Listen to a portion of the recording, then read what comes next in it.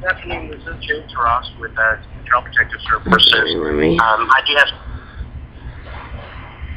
Good afternoon, this is James Ross with Child Protective Services. I do have some information for you, so we're just going to try to catch you on the phone and kind of go over what the next steps are going to be. Next step. Feel free to give me a call back. I am going to be out on visits this afternoon. So I'll try to answer the phone when I can. If not, I'll call you back as soon as I can. But number again, of course, is 817-933-5761. Thank you. Okay, so I'm going to call him back.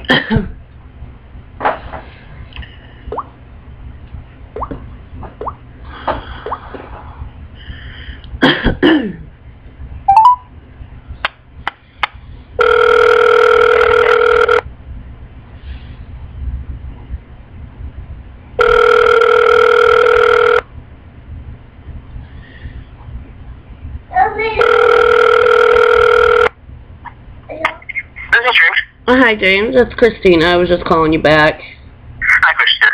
Hey, real quick, while I'm thinking of it, is your last name Segundo or is it Pena? Well, it's legally Segundo now. It was Pena. It was actually legally Segundo when this whole thing started, but I think because the baby's name was under Pena, it all went to Pena, which is my, the last name that I had before. Gotcha. Okay. Yeah, just a little confusing. I know your voice and everything says Segundo, but then I have everything under Pena, so I'm like, which one is it? Right. Okay. So, anyway, basically, they ended up running everything by our legal department, and they're not comfortable closing the case in this situation with second-hand information. So what they have advised us to do is go ahead and seek court orders. Court orders for? Do what? Court orders for what? For you to participate in the investigation. Okay, so they're asking for court orders for me to participate in something that I've already participated in. No, this new investigation. Right, that's what I'm saying. I gave you paperwork showing that she was at the doctor's office, and the person that called it in was not a medical professional. Well, actually, you don't know who the reporter is because I can't disclose that to you. Right, I understand that, but I mean, again, I've spoken to both her pediatricians, and I've, and a caseworker at the hospital, so I know for sure that it wasn't a medical doctor that called it in, so. Okay, well, I mean, I can't confirm that. I mean, I do know who the reporter is. Right, I understand that. So, but, well, that's what I was saying. They don't want the secondhand information because I haven't been able to see the kids, which is normally part of the normal investigation process, being able to see and talk to the kids, being able to get, HIPAA release so that we can actually talk directly to the doctors and the professionals and stuff like that. I mean, that's the normal investigation process, and that's the part that you haven't done. You've explained to me why, and I get that, but I mean, that's not satisfying the legal department, so. Okay. Okay, so even though I sent paperwork showing that she's been to the doctor, they're not comfortable with that? No. Wow, that's insane. I mean, that's what this whole thing is about, is medical neglect and her not going to the doctor, correct? Yes, yeah. Okay, so if she has paperwork showing she's been to the doctor, then how is it medical neglect? Well, and it still may not be medical neglect, but we can't prove it all the way because right now we can't directly talk to the doctor and find out every single visit that she's either been to or not been to, what the concerns of any of the medical professionals are, because they can't get into any detailed information. The only thing which you provided me the information. Well, if a medical doctor called in, if a medical doctor called it in as medical neglect, that would have been all in the information, all in the report. And if the person who called it in isn't a medical doctor, they called, they called in a false report then. Because if it was a medical doctor, they would have given all that information. Well, so the problem is, Mia's got at least 3 medical doctors that I'm aware of. Who? She's got Cooks, the Nest Clinic, and Cooks is the Nest Clinic, dear. Cooks is the Nest Clinic. That's Dr. Johnson. Right, Dr. Johnson, but she only has 2. She has Dr. Trivedi and Dr. Johnson. Cooks is the Nest Clinic. Yeah, but I was talking about Cooks as far as, like, because when she was born, I know she was born at Hughley, right? Yes, she was born at Hughley, and then she was sent to Cooks a day later. Yeah, and in a situation like this, so that we can completely rule it out, it would also include talking to those individuals. But I thought one of them called it in. I mean, that's what doesn't make any sense. I mean, if it was one of her medical doctors that called it in, oh, Lord, have mercy. Okay, well, like I told you, I'd always be straightforward with you. Right, I understand. I mean, I can understand completely, but, there again, I gave you the paperwork showing that she went to the doctor, and that's what this is all about, is, The one visit on the 24th. No. I sent you the paperwork to her Nest appointment. Correct? No. I didn't send that to you? No, you sent me one, because the one of the pictures had it might have been one of the appointments. I'd have to go back and look. The very first day, wait a minute, the very first day that I ever spoke to you is the day that I sent the paper showing the Nest appointment. Okay, yeah, the first picture was the Nest appointment, and then there was a picture of the prescription for the amoxicillin. That was, right, that's correct. And then that showed that she had went to the emergency room because she was sick, and I got her medical care, and then I showed you the appointment for March 24th. Right. And you knew about the appointments that she had in December, correct? Well, the concern is because she was born with the withdrawal symptoms, she's expected by the medical professionals to have a very regimented follow-up process for a while. I don't know how long that is yet. That was why she was seen at the Nest Clinic. That's why she was seen at the Nest Clinic. Yeah, and so the concern is, we've got some limited information, but... Okay, well, you know what I will do? I will have the caseworker that works with Dr. Johnson's office contact you personally. Because I spoke to her about this entire situation, and she told me that it was absolutely ridiculous, and that she even told me that she would call, and I said, well, I don't think it's, necessary, because I sent the paperwork showing she went to the appointment. Okay. So, I mean, you can have whoever call me now. Who is it that you're going to have call me? She's a caseworker from Dr. Johnson's office at the Nest Clinic. That's the doctor that follows up on the withdrawal symptoms and everything, because Mia was in the neonatal intensive care unit. Right, okay. So she's a caseworker over at the Nest Clinic. And what's her name? I'll have to get the piece of paper out and things, because I don't have it right in front of me right now. But, okay. I mean, I will... I was just asking if she called that way. I'll recognize when she does call me. So, I mean, she's more than welcome to call me, and I'll talk to her, and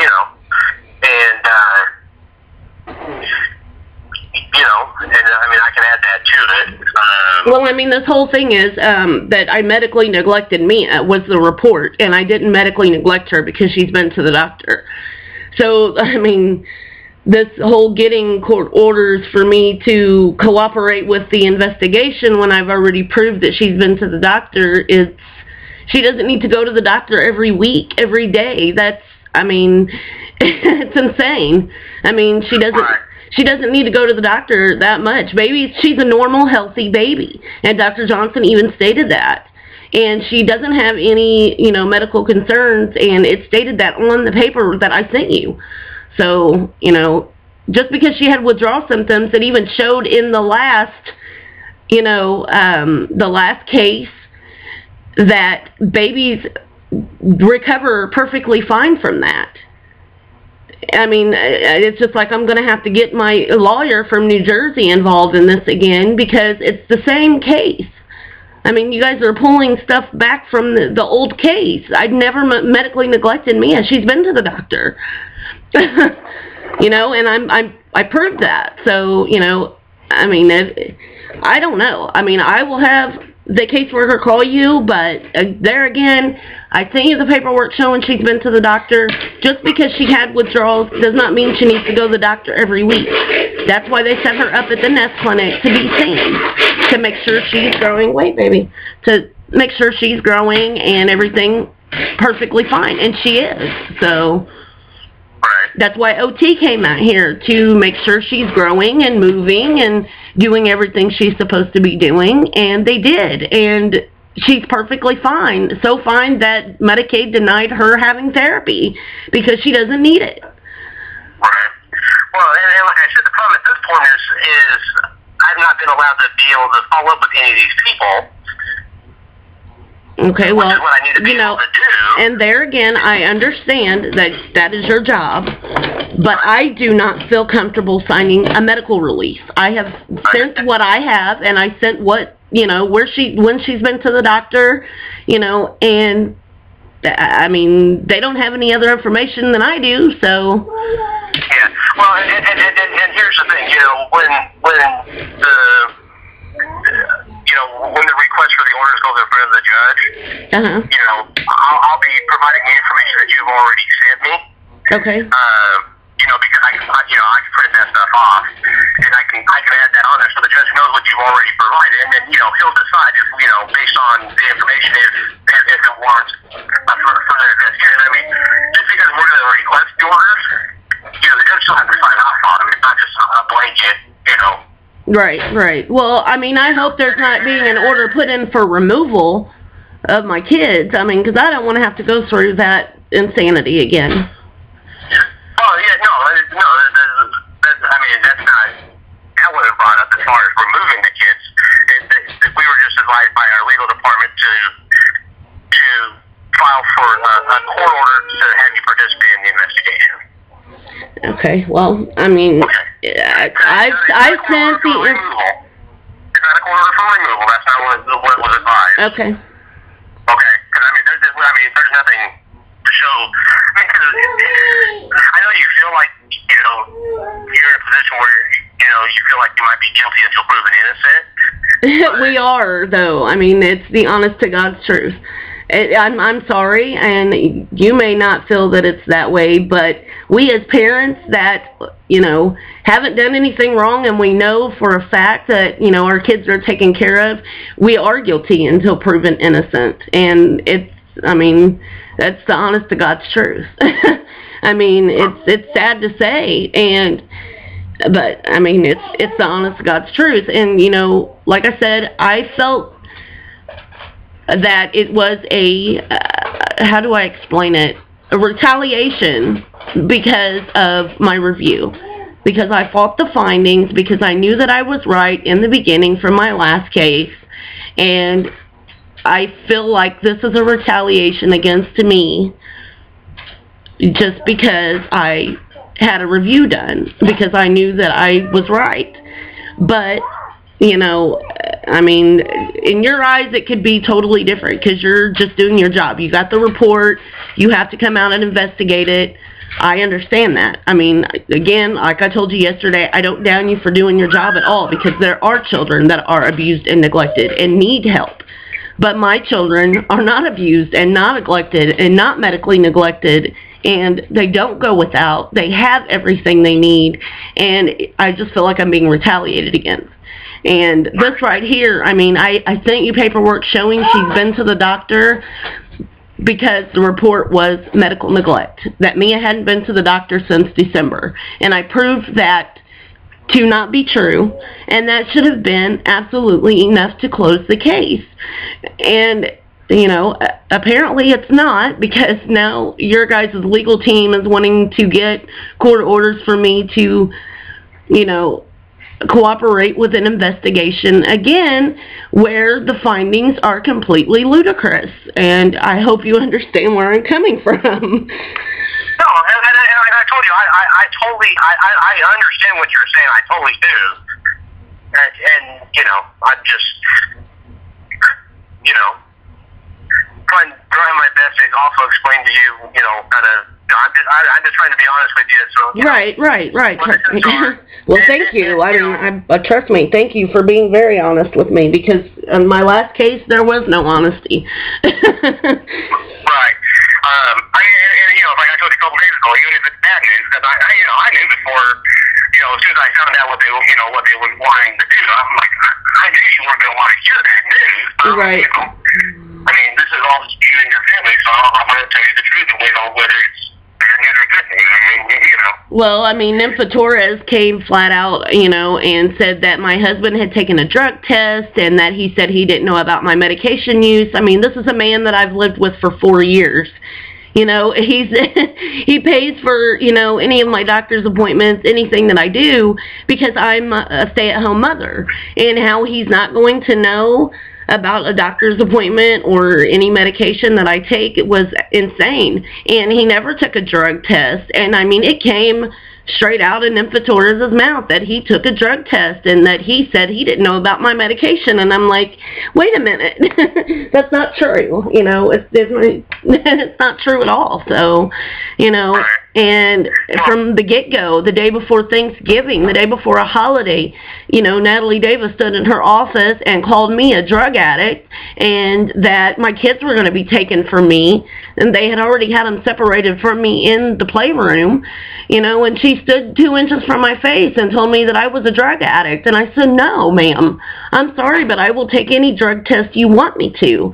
I'm not a drug addict. I'm perfectly normal and healthy and there for my children every day. So it's just, trust me, I appreciate you for being honest, because there was no honesty in my last case at all. And that's, why I was very concerned that, my kids were going to be taken for absolutely no reason at all. So, it's a scary thing to have CPS in your life and have a review and turn around a week later and have them there again.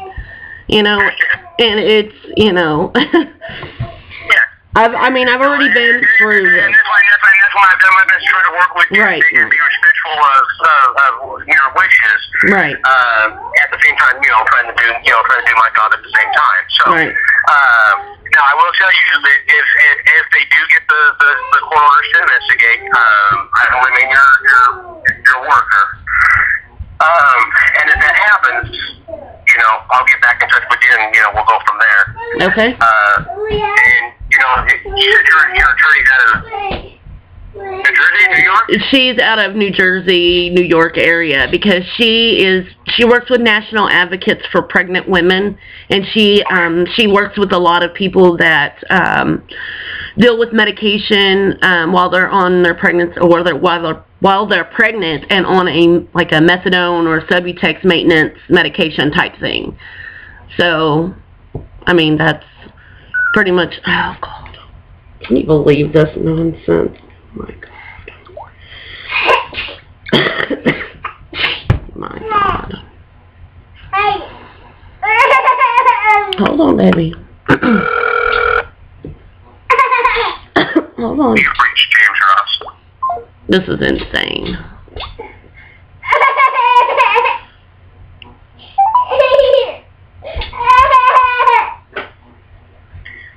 You've reached James Ross.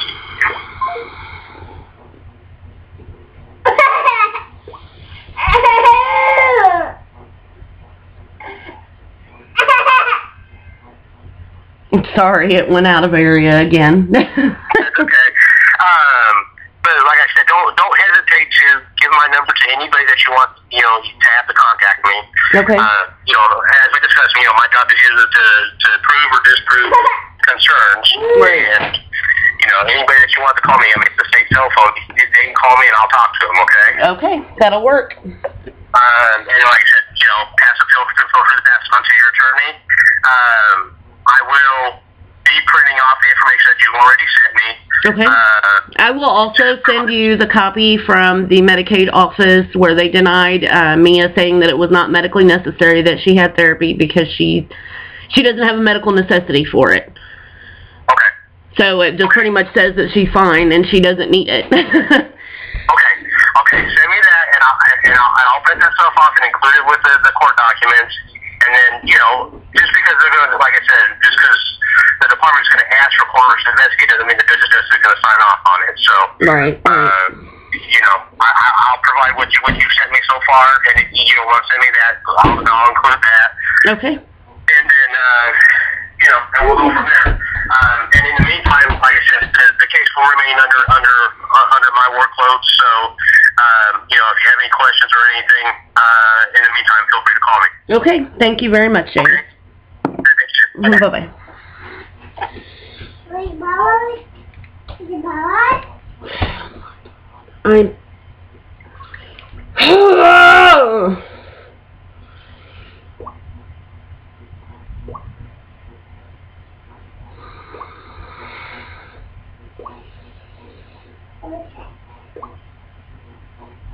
Oh my